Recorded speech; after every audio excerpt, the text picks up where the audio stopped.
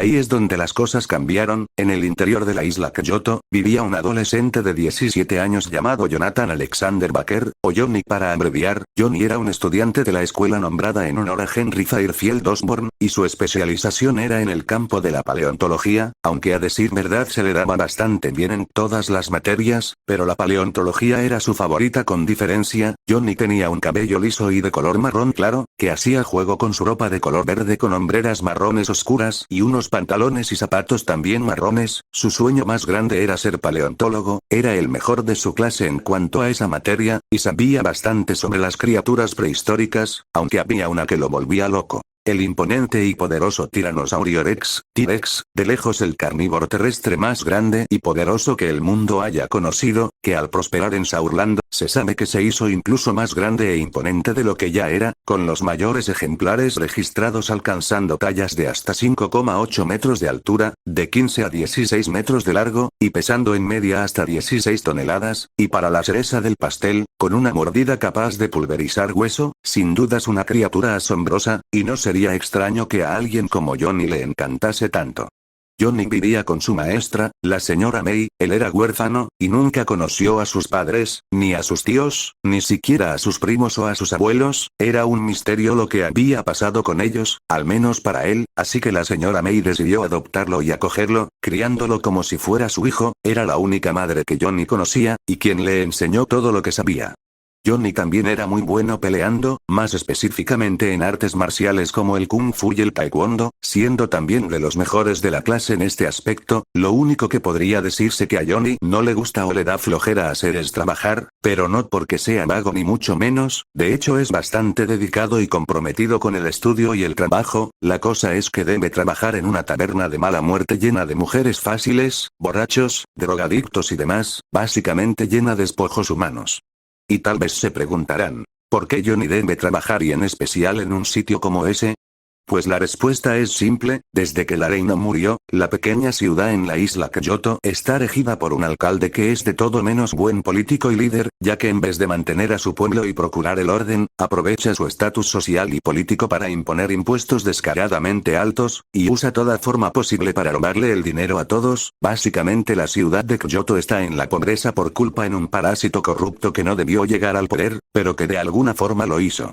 Gracias a esta pobre economía, Johnny debe trabajar de mesero en esa taberna. Al ser uno de los pocos trabajos con una paga medianamente decente, le sirve para poder compensar el poco dinero que le dan a la señora May por su trabajo en la escuela y así poder pagar los impuestos y demás cosas de la cabaña en la que viven. Es un asco, pero Johnny sabe que es necesario para cuanto menos agradecerle a la señora May por todo lo que ha hecho y sacrificado por él. Por lo general, a pesar de esto último, Johnny era feliz, aunque sí es cierto que algo que le faltaba era amigos, no porque fuera antisocial, sino porque por alguna razón nadie se le acercaba para socializar, y siempre que intentaba hacer amigos fracasaba por alguna razón. Es algo que nunca ha podido entender, tal vez solo tiene mala suerte, o tal vez, es algo mucho más profundo. Era miércoles, la jornada escolar había finalizado, y Johnny tenía que ir a trabajar en la taberna. Afortunadamente las jornadas de trabajo el miércoles son cortas, de 3:30 p.m. hasta 6 p.m., 2 horas y media de trabajo comparadas con las 4 horas que debe realizar el resto de jornadas los viernes. Antes de irse, la señora May le empacó el refrigerio y le tocó una canción motivacional con su guitarra. Era algo que siempre le daba ánimos a nuestro joven paleontólogo. La jornada era lo mismo de siempre, con mucho ruido, un montón de basura regada por el suelo, y personas totalmente rotas por doquier, pero era eso o vivir de pordiosero en las calles, así que no quedaba de otra. Ahora sin embargo, tenemos que desplazarnos hasta la costa sur de la isla, porque debemos conocer a otros personajes de vital importancia en este relato. En esta zona de la isla, no hay civilización alguna, pero esto podría estar a punto de cambiar, porque del océano, llega un barco, de color negro como la noche, con decoraciones grises y rojas adornándolo. Era un barco de los orcos, pero no cualquier orco venía en ese barco. Eran 3 de los 4 príncipes del reino, el menor, el príncipe Kai, la mayor, la princesa Jalí, y la del medio y probablemente la más importante, la princesa Raira, hijos del Renefius, y de la difunta Arena Fitrir. Su razón de estar en la isla Kyoto, era porque tenían una misión muy importante que cumplir, que deben realizar si quieren volver a casa.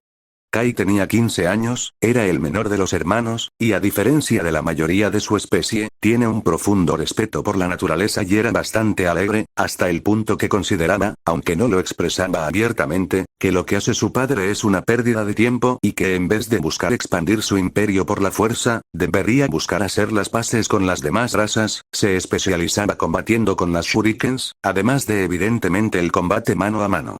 Jalí por otro lado tenía 20 años, siendo la mayor y más sabia de los hermanos, al igual que Kai, ella tampoco está de acuerdo con la guerra ni usa la violencia frecuentemente, también está a favor de que las criaturas deben ser respetadas y protegidas en vez de ser esclavizadas a la fuerza, es la más calmada y la más observadora, el arma en la que se especializa es la katana, una especie de espada más ligera y rápida en combate y por último está Raira, de 17 años de edad, es mayor que Kai pero mucho menor que Jalí, a diferencia de sus hermanos, ella tenía un carácter temperamental y siempre parece estar enojada o de mal humor, también es la más agresiva y violenta de los tres, ya que siempre que debe pelear, siempre se deja llevar por la ira, también tenía una enorme cicatriz en su ojo izquierdo, provocada por una pelea, especializada en la lanza, solo podría describirse como una bestia cuando debe pelear, pero todo tiene su razón de ser y una explicación historia.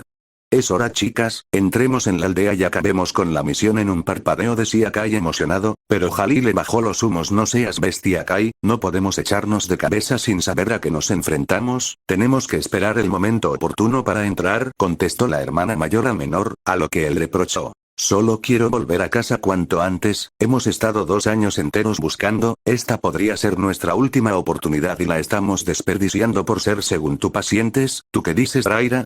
Preguntó Kai a su hermana mayor, acamparemos en la selva, pasaremos la noche ahí, y en la mañana entraremos respondió con el ceño fruncido, Jalí creyó que era un tanto apresurado el entrar en la mañana, pero tenía que conformarse con esa decisión, porque si por algo más se caracterizaba Raira era por ponerse bastante violenta cuando la contradicen, como una niña pequeña haciendo rabietas vamos.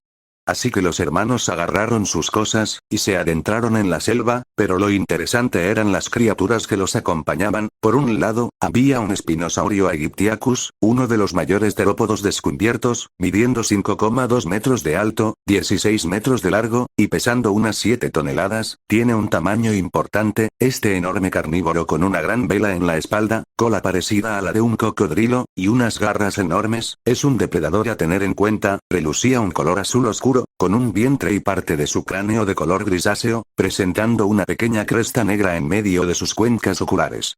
El segundo dinosaurio que los acompañaba era un Ptericinosaurio cheloniformis, un herbívoro bastante grande también, pues con 5,6 metros de alto, 10 de largo, y 5 toneladas de peso, no era un animal precisamente pequeño, a eso le sumas unas enormes garras de 1 metro cada una y un comportamiento agresivo, tenemos una criatura bastante peligrosa que a nadie le gustaría tener cerca, poseía un pico similar al de un ave, al igual que estas estaba cubierto de plumas de color gris oscuro, y su largo cuello recordaba al de los grandes dinosaurios saurópodos, toda una rareza de Saurland sin lugar a dudas.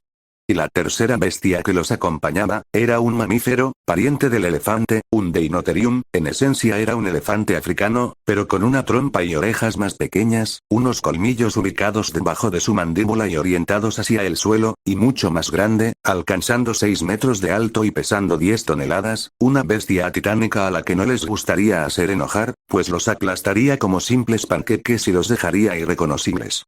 Volviendo con Johnny, su jornada de trabajo en la taberna ya había terminado, por lo que volvió a casa, donde la señora May le tenía preparada la cena, debía hacer una tarea muy importante. Terminar su disfraz, porque mañana habría una obra de teatro relatando la historia de Sorland, historia en la que Johnny no creía mucho por cierto, afortunadamente, ya tenía el disfraz bastante adelantado, y solo le faltaba mejorar unos cuantos detalles, él iba a interpretar a un dinosaurio, y supongo que ustedes se imaginarán cuál es, exactamente, iba a interpretar a un T-Rex, para sorpresa de absolutamente nadie, el traje tenía una ingeniería bastante compleja, para poder simular de la forma más realista los movimientos de la criatura, lo terminó relativamente rápido para luego pasar a probarlo, y efectivamente, el traje funcionaba.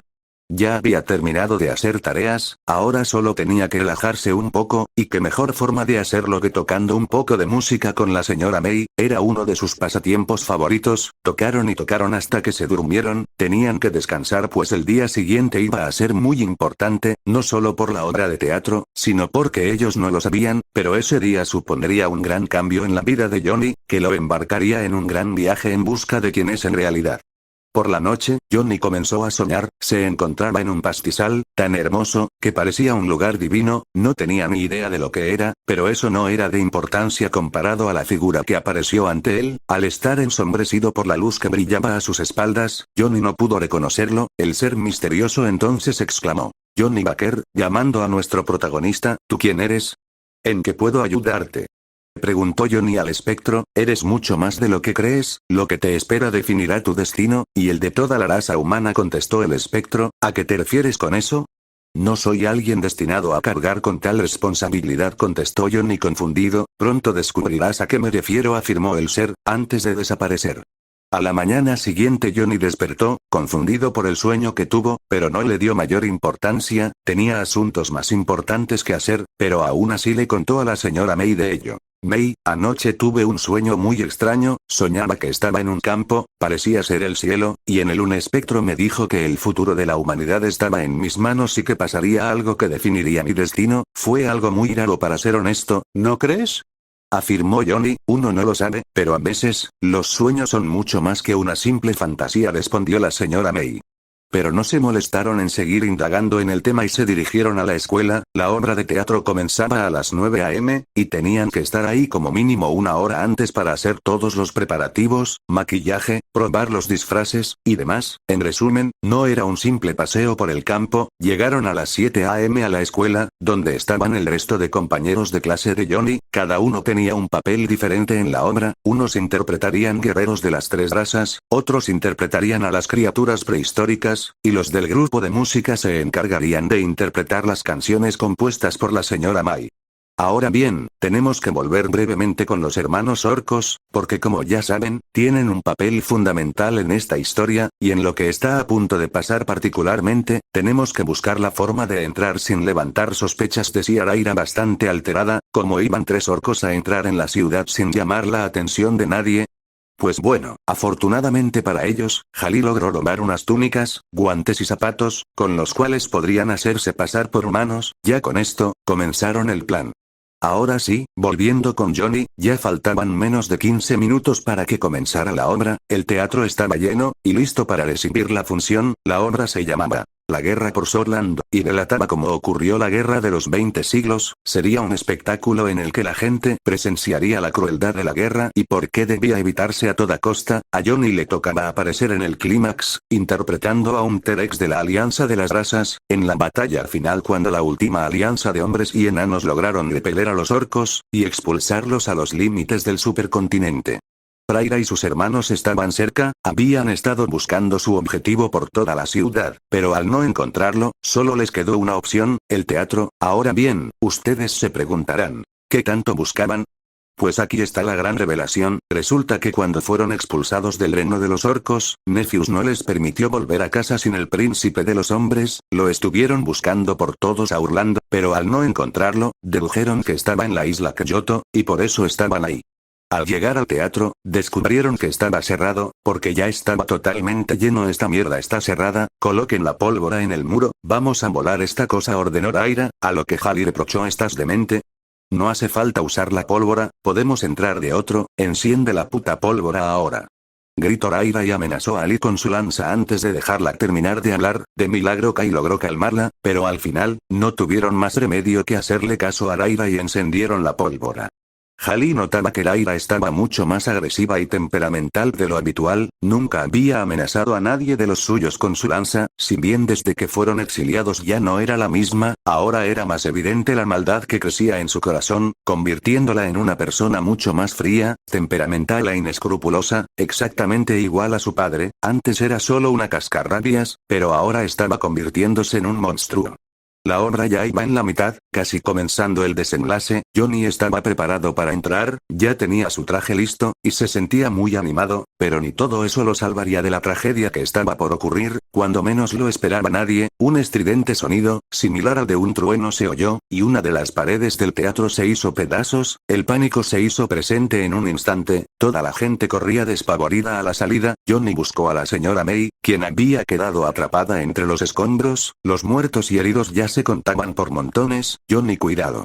Gritó la señora May advirtiéndole de la presencia de los orcos, Praira llegó, y lo aventó a un costado, Johnny no tardó en levantarse y se preparó, el ciclo al fin se acaba afirmó Raira, ¿qué es lo que quieres?